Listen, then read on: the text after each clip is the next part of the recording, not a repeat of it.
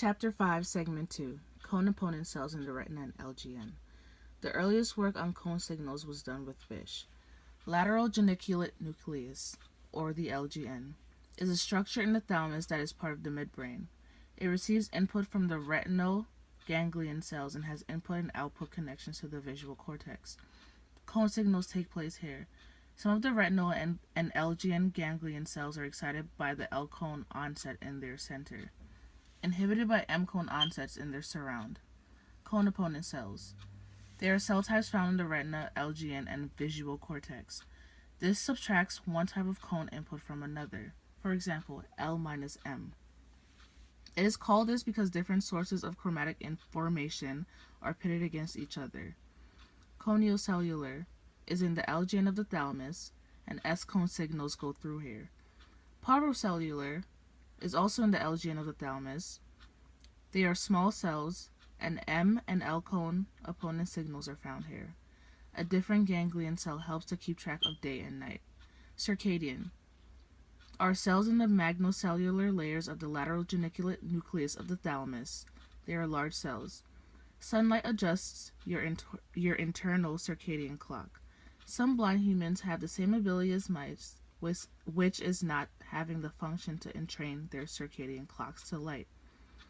There is an unknown photosensitive ganglion cell in the retina. It contains its own melanopsin, or photopigment, so that it can detect light even when normal photoreceptors are absent. Outputs of this cell goes to the center of the brain where the circadian clock is controlled. 3 numbers, many colors. Light reaching any part of the retina will be translated into 3 responses because there are 3 types of cone receptors. After translation, the rest of the nervous system cannot make anything else out of the physical wavelengths. With just 3 colors, we can discriminate the surface of more than 2 million different colors. Lightness helps us figure out if they are the same color or not. Without lightness, we can still distinguish about 26,000 colors. Color space. The 3-dimensional space established because color perception is based on the outputs of 3 cone types. That describes the set of colors. The limits of the rainbow. There are hues you can see that do not exist on the wavelength spectrum.